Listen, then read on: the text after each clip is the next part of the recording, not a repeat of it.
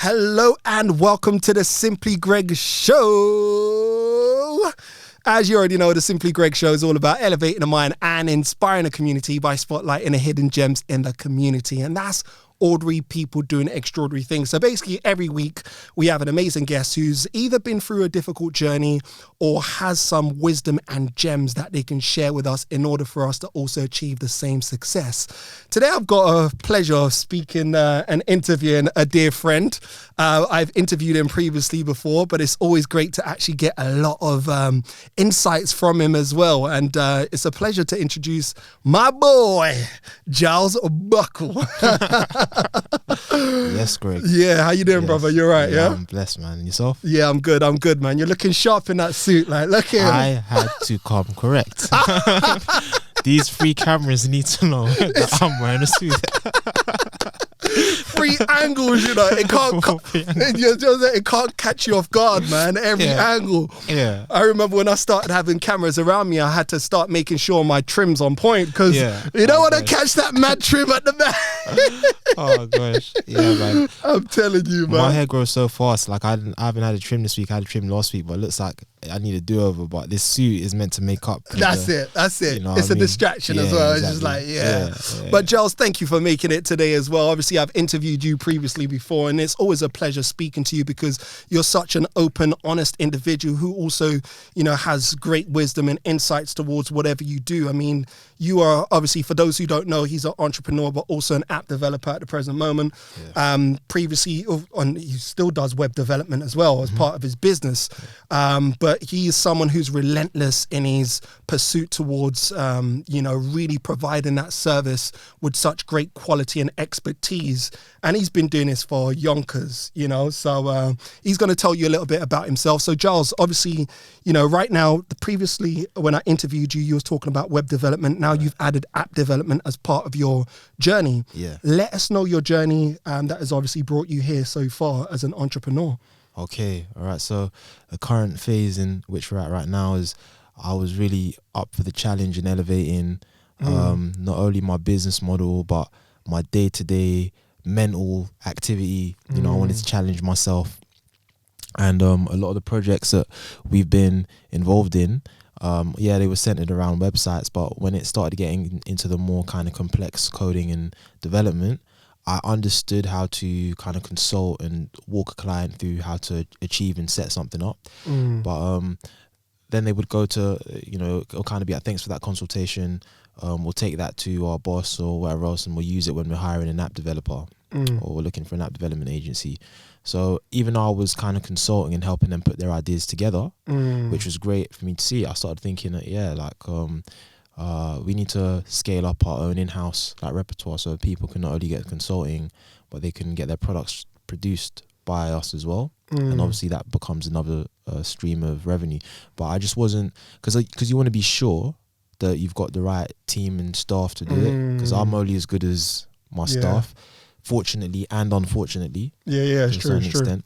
So I just wanted to make sure we could really hit that note from a business perspective. And when I was sure of it, I just thought I decided to add that as part of your structure. And for those who obviously don't know you in terms of your journey as an entrepreneur, let them know how did you start in that journey of web development first and foremost in that tech realm?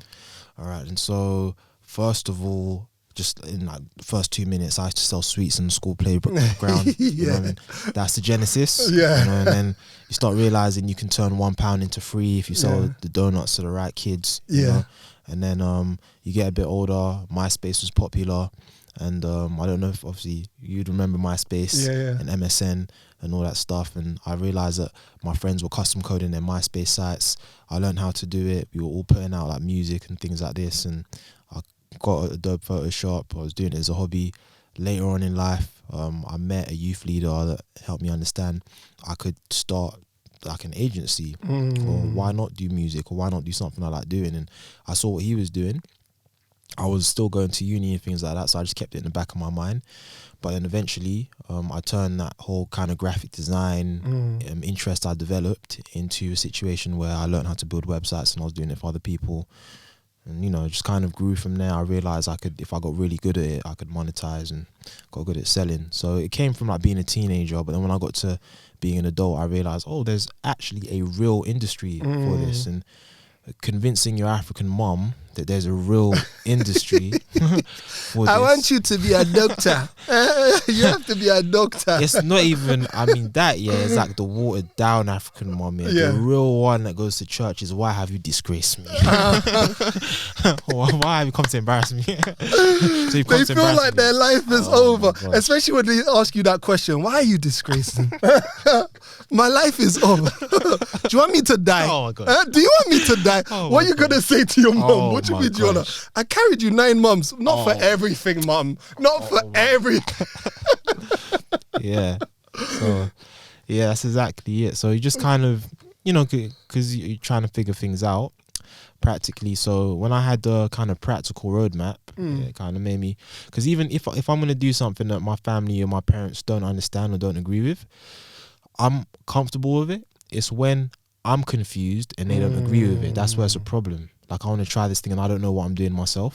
So when I was able to go to seminars, read books, talk to people, like even, you know, speaking to yourself or whatever else on different subjects, and I can see a clear roadmap. Yeah. When I can see it clearly, even though there might be a bit of, I guess, disregard or opposition around the idea, if I'm clear on it, then you can I'll give it a go. That's amazing, man. And I love the way your journey has just developed so naturally, like you said, from being, you know, selling sweets in a playground and donuts and different things as well, to, you know, also just playing about with graphics and design and so forth, and realizing, you know what, as you grow older, I can actually make a business out of this, and I can actually build an agency towards providing a service for those who obviously need it most. And what's your journey been like as an entrepreneur, and what are some of the things that you had to learn along the journey and the challenges that you faced? Yeah, I think I like the idea of being your own boss and doing your own stuff for yourself and being able to do what you want when you want and all this type of thing. But when I actually started running a business, I realized all of that stuff is a fantasy, and I had to just like leave it to the Instagram posts, because it's not. He said leave it to the Instagram. Because it's not my everyday life. Like right now, it's like, because it's like going to the gym. You can say like I've got biceps, but the truth is, if you're doing a certain movement on the weights and you don't do it properly, you could tear a muscle. But when you tear that muscle, that's not an Instagram post. That's like real pain. You're going to be out for a while. So you need to stop looking at how it looks and actually get your form right. That's it. Love that. That means you need to be prepared to be wrong. You need to be prepared to ask questions where you don't want to look stupid. You will look stupid. And you need to be prepared to understand that you need to work till you've understood this and the job's finished, not until 5. So this whole punching the clock idea is it's not a bad idea, but it's just there's punching the clock and then there's getting a job done. Whereas if you're an employee, you can say, I don't care. My shift ends at 5. It's done. Now it's your problem. I'm not checking my email until tomorrow. But when you're running a company, it's like, you can take time off, but you need to make sure whatever you're doing is fixed. Yeah, you know, that's true. So, and so obviously, you know, your journey wasn't. You encountered some real experiences. You know, it wasn't just like kind of like you said, Instagram post and everything's fairy tales all day. What would you say is one of the biggest challenges you had to face, and how did you address that? Personal challenge, business. Yeah, just business, personal. Because obviously you've been running this business for how long now? Yeah, 6 years. 6 years now. You've done a lot during that period of time. I mean, you've worked with the likes of Virgin, you've worked with Mobos and done some consultations. Yeah. You've worked with a few other organizations as well, which I'm sure you would share. Yeah. But not everyone has been in a position where, you know, they've had that exposure. But you have, because you hustle and hustle hard and push hard towards what you're doing, you know. But in there as well, there must have been some challenges, whether it be personal and whether it be also within business as well, learning the industry better, expanding. Yeah. Because some of these things haven't come naturally to us when we're young. Yeah, definitely. Like even for myself right now, just managing people's expectations, time management, understanding, you know, my staff and people we're working with as a team, and the responsibilities there, just being more responsible, just being an adult doesn't necessarily mean you're mature. Yeah. Right? So like I'm being forced to mature. Be more mature. You know, even though I've been an adult for a while. So probably biggest challenge is there's challenges every day, but probably like lockdown was a huge like change for a lot of people, myself included. You know, you had to make some adjustments, even if it wasn't just business, like personal life, people getting, you know, is it COVID? Is it a conspiracy? But then you got family members that are really been affected by it. So it's just one of those things, you know.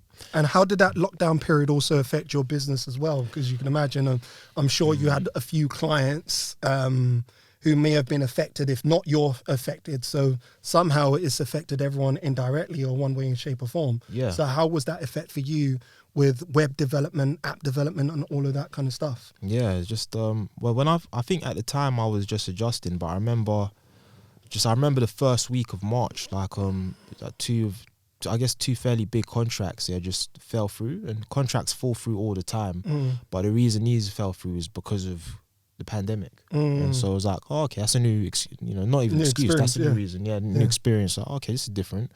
And then I just noticed ad costs were getting more expensive. People were a bit more fearful, and I had to pivot a little bit. And then some of my clients just, reading into things like the hospitality industry. We had some good work in the hospitality industry.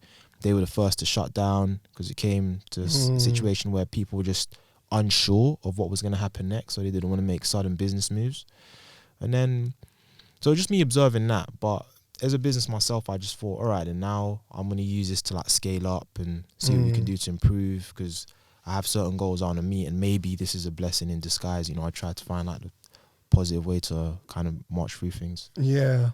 And I like what you said, obviously learning to pivot, because I think everyone had to identify that, whether it be individually in their personal life or in business, because it's a new experience for everyone, and especially yourself as an entrepreneur. It's like, okay, cool, I haven't experienced this before, so I need to make some adjustments here. So what kind of adjustments did you make during that period of time in order to continue to survive?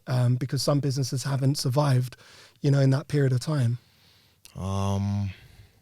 Probably the biggest change for me was internal, because my pandemic came before the world's pandemic. Wow. I had an issue a few years ago with some staff and family members that were working for me that kind of really brought things to a halt at the end of 2018. She was a bit of my own stupidity as well. I can't blame everyone for it, but I bounced back from that. And the following year, we were running like discounted website offers, and some of our campaigns went viral. And I won an award in 2009. Well, the company won an award for their design work that year.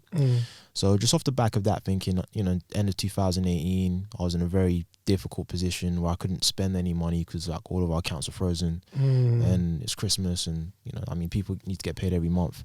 Anyway, so I had to find alternative routes, but it was a very stressful period of time. So when lockdown came, I wasn't so stressed from a business perspective, because I felt like I'd already seen the worst of it. It was obviously it was bad, but it was just like, I don't know. I already, it was kind of like, oh, okay, all right. So what during that time when the accounts were all frozen and things? Yeah, that was worse. How long was that for? Like a month, two? It was like a month and a half, but it felt like a decade. And that was a big check as well. It was a huge check. Like everything was frozen. Like we was under investigation. Yeah, and it's like the first time I'm even speaking about it publicly. Yeah. I was depressed. Yeah. Like I can smile for days, but like my mom knows I was depressed. Yeah. And like 2 months after that, when I started working again, because I was out of my office for a while, and I closed down an office and restarted. I just started building up again from just from home, and that was like 2019. So that year it was a good year for me to get my hands dirty. Yeah. So I wasn't trying to make any big statements in terms of like revenue. I was just keeping it going month to month, but it gave me time to kind of maybe not be more humble, because I didn't see myself as being boastful, but it definitely did make me like kind of reevaluate.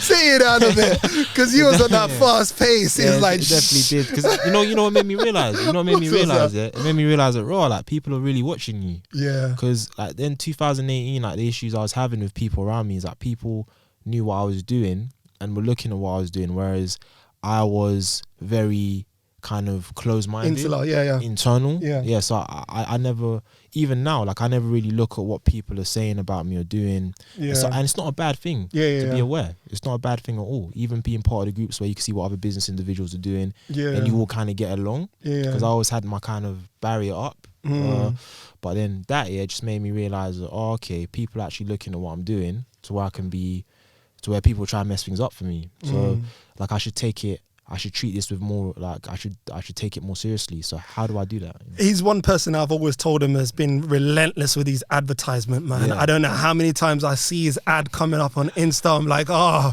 Gyles again. Hello. Hello, but that just showed me like this guy just don't care. I'm just gonna be in your face. Do you understand? It's like but it was great when I was introduced to him by someone of whom, put me into the radio kind of industry, and she, connected us two together, and she said, I've got a young man who I believe would be great for you to connect with and interview. And then when we connected, I think we ended up speaking on the phone for like an hour or two or so. And then she's like, all right, cool, I'll have you on my show. And that was like, what, 3 years ago or something like that? 3 years, 3 years old, so 3 years ago. But yeah, I've always loved what you've done and how you continue to keep yourself focused on what you are doing in order to kind of like provide that service, whether it be web development, and then now you've gone into app development. So what were some of the new challenges you faced? What did you learn from it? And what can other people also learn about building their own app?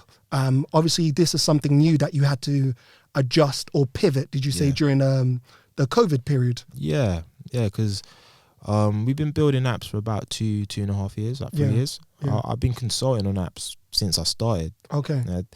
But when I was seeing what was going on, because I'll take it like this, a lot of our business from like 2015 was like word of mouth, someone who knew someone, and I had some other business interests. But when I saw like the potential of what I could do, I kind of went down my own road and decided that I'm going to start this agency and kind of learn those hard lessons.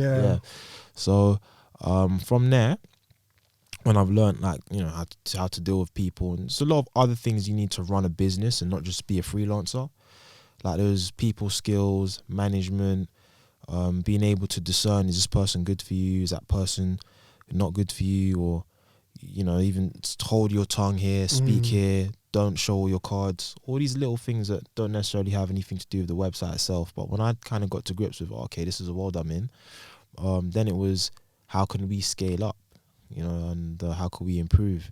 So app development just made sense. Like it's a service that, the way I've set up the company, I feel like we could have provided a long time ago, because I was doing it privately. But when I started running the ads for it, I always like the ads to be kind of sociable and personable. And I just thought, maybe we could turn this into like something really big. If these products do well, why not? We're not just, because with the websites, it's like you build it and that person's gone. And with the apps, it could be the same way, but I can see some of these apps becoming very successful, the way some of them have been performing well. And if we can be the company behind that, it'll be great. So all the previous seminars I've done marketing training on and consulting, and everything can just like come together and we can apply this to our clients' work. So it's like we're building the app, and then we can build that kind of knowledge base and infrastructure around, this is some ideas you can use to make it blow up. Literally. And obviously during that period of time now, there's some things that you've learned towards what makes a successful app. What are some of the insights that, you would like to, or that things that people should know about first and foremost before even going in the process of kind of building their own app? There's a few things to consider. But I would say probably the easiest place to start from is, if you find yourself doing something in a makeshift manner amongst your friends, there's probably an app that could work for it. So you're planning a night out with your friends. Everyone's in a WhatsApp group and they're trading ideas on where to go. People are posting links. Maybe they would use an app. There's an app they would use that could do it in a more organized way, that's designed for that, because WhatsApp's not necessarily designed for that. Or you have opened the group on your WhatsApp or Telegram to share ideas, to have a forum so you can talk with each other, and once a week you do a group call on WhatsApp. WhatsApp can work for that, but WhatsApp's not necessarily designed for that as such. Yeah. Clubhouse is. Yeah. You know? Yeah. So the idea of Clubhouse makes sense because that's something people want to do anyways. So if it's something that you find in your day-to-day or just from looking around that people want to do, but there's no tailored solution for it, that could become an app. Okay. You know, that could be something that people use. You just need to write down its use case and design it in a way that makes sense for your audience. You know, and then obviously there's a whole idea of finding a development team and all these little moving parts. But if you're clear on the vision, it makes it easier to bring that to fruition. Easier. And I love that because it's always the way I like to see it. If ever you find a problem, you are the one who has the solutions to that problem. That's the reason why you was able to see that problem in the first place. Yeah. It just depends on the type of person that you are. Are you the type of person who moans about the problem and complains about it? Or are you the person who creates a solution because you've seen, obviously, the problem? So it's just about what level of responsibility are you willing to take towards that particular idea. And I think creative individuals, just to, add in there, are always individuals of whom are willing to take responsibility of, whatever problem that they see sight of a solution towards. It's almost like seeing spilt milk on the floor. You're like, yeah, someone will clean it up. It's like when you're the person who's like, nah, I see this, let me do something about it. You end up being the person who now, does something about it. Because how many times have we all seen it where we're around friends or family or something like, I thought of that idea, but you didn't do it. Yeah. You didn't do it. Now he's rich and famous. You not. You here, you broke. Just said, don't complain about that dude. Yeah. He took action. Yeah. No, it makes sense. Yeah, it's like taking action and then believing you can actually do it. Yeah. Like I find that belief in the idea it sounds like really like cliche, like up in the air, you hear it, but you have to believe you can do it, first of all. Believe it'll work out for you because there's going to be challenges along the way. So if you don't believe you can do it and you're just following what you've heard in the newspaper, like there's going to be challenges. So you need to want it to work, for you to be able to see it through the hard times as well. And you know what? It's actually recently that I allowed my mind to think about this. There's a question that was asked, what comes first, confidence or action? And I was like, oh, very interesting. That is very interesting because when we look at it as well, and it's now totally caused me to see things in a different way, because when you take minimal action, you will build the confidence along the way now to take bigger action. Right. Because sometimes where you lack in confidence is because you haven't exercised anything towards that particular area or domain because it's new to you. Yeah. And whatever's new to you sometimes is like you're not confident in. If you're to be a basketball player or something or a netball player, look, I haven't really done that, so I don't really know. But if I just go to one training to look at it, and you'd be like, okay, cool. Yeah. I can do this. Right. So I've taken action and just testing it out. And then I've built in confidence. Now more action consistently helps me also grow in confidence while taking more action. Yeah. And that's why I say practice don't make perfect, but it makes you stronger in terms of, being able to create whatever it is that you're creating as well and building. So I think that's definitely a big gem to pass on. That's a huge gem. That is a huge gem. It's like a self-fulfilling prophecy in ways because you wanna do something and then you're scared to do it, but you have just about enough confidence to lead you into taking that first action. That's it. But that confidence is not enough to do anything else. That's so exactly once you've taken the it. action, you experience it, you go, oh, okay, like I can do this, or like you were just saying, and then that kind of I can do this, you've broken a mental barrier. That's it. Like for many of us, we have to agree, no way did we picture everything, every minute detail to where we are right now. Yeah. Like if you told me this when I first started, then come on. Do you understand? But with every step I've taken, and then I face a challenge and I'm like, but I can deal with this. And then in facing that challenge, it now creates a whole new vision of different things. That I normally tell people as well that the reason why I naturally do things a certain ways because I go with my instincts of how I feel about creating a solution for that problem. Yeah. Right? Yeah. And it just makes perfect sense to me. Like, whereas other people think that they need to come up with this crazy idea, it's just taking one step and doing what comes naturally, would now create innovation. Do you understand? Like, we got the 3 cameras. Why do we have to? Because I want all the different angles. It just makes sense. Yeah. I don't need someone to technically tell me that, 3 cameras, the advantages of that. We've got the lighting. Why do we have that? Look, I'm dark skinned. Like, do you understand? So to me, it just makes perfect sense, these things. Right, do you understand? Right. And if more people just went with their instincts with things, they realize it's only later on when people are like, "Raw, you're doing it." I was like, "Oh, I didn't notice." Like, and I think that's what I would also say about, growing in confidence and just taking that small step, I guess. Yeah. What are some of the demands that you've been asked, and what are some of the things that people need to be aware of before you also give us some practical tips of how to build our own app? Okay, so Any last few words? Demands from clients. Yeah, because what kind of clients have you worked with in terms of app development? In terms of app development, I mean, I've consulted with like Everton Football Club. Yeah. Even like Uber, I've done some consultancy with them last year. Built like gaming apps, booking apps, courier delivery services, apps that allow you to shop online, apps that help you take readings for like if you're a diabetic, and so like health related apps. Apps that allow you to work out from home during lockdown became very popular. I mean, like apps for beauty treatment services as well. You can book your barber, you can book a hairstylist, salon. So it's like a vast variety. So you can literally make an app for anything then, basically, like.